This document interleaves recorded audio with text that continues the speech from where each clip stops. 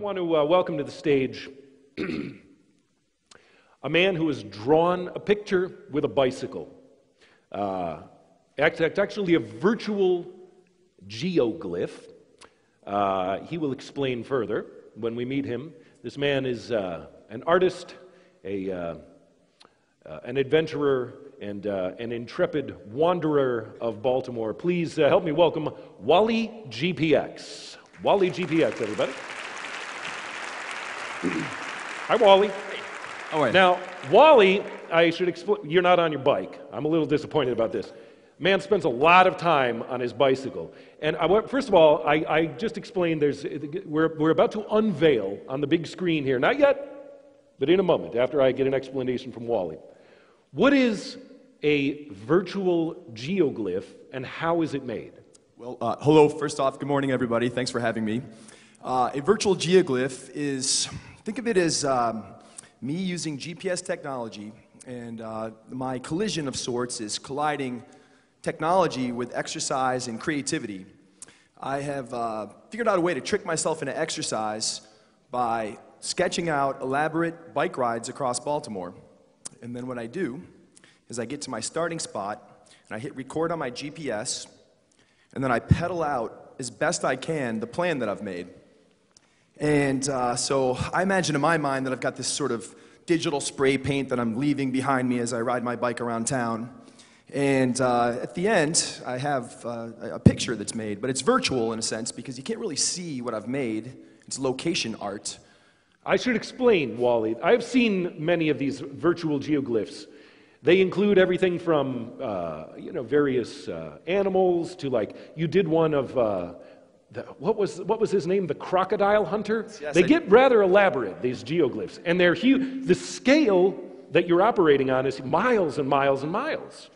Right. So now, as I understand it, TEDxBaltimore has collaborated with you, has asked you to create a virtual geoglyph of the TEDx logo. Is that correct? Yeah, that is correct. I ended up looking all over the city, trying to find a spot where I could draw an enormous TEDx across the city. I ended up finding a 12.22-mile route, which I could spell TEDx across the entire city. It's interesting, though, because GPS orients you to the north, naturally.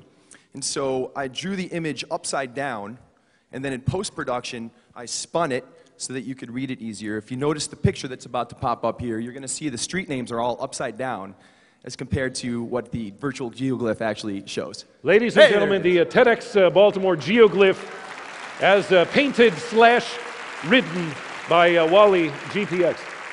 Now, I have to ask you, first of all, how many dead rats do you see on a given day?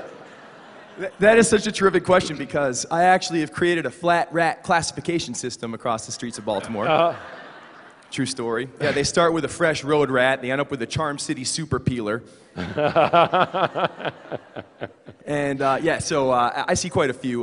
For kicks when I'm out there, just to add extra fun to my rides, I have counted dead rats, I've classified them along the way. They're all throughout the city, I think we've probably seen them, but you probably don't notice them when you're in a car, but when you're on a bicycle and the wind's blowing past your hair and you're zooming around, and yeah, they're right there in front of you, you can't miss them. Wally, the theme of the conference today is collisions, as we heard Sarge talk about. Hopefully you haven't had too many literal collisions. No, you haven't hurt yourself. But now, let's, in a sense, talk about the slices of Baltimore that you get a chance to, sort of collide with, that you wouldn't have, these routes take you to places you'd have no excuse to go to otherwise, right? That is certainly true. Pop true. yourself out of your rut. It's certainly true. I've found a way to not only trick myself into exercise, getting a little older, don't have a coach yelling at me to keep it moving anymore, so I found my own way to keep it moving. But in the process, I've managed to see so much of Baltimore that I never would have seen. I've created 293 total geoglyphs now, and from doing these pictures and from riding all over the city, I've had the opportunity to see so much that I never would have seen. Now, I feel like the only way you could improve on this was if you actually had like a Tron light cycle that actually left a wall of light behind you.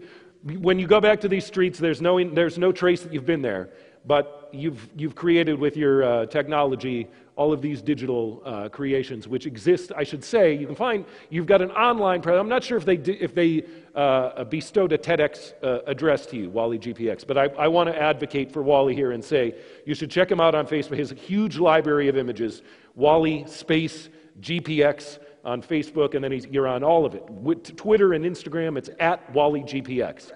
So find him, check him out, check out his library, and Wally, keep riding, and thank you for the TEDx geoglyph, virtual geoglyph. Be well. Thank you, everyone.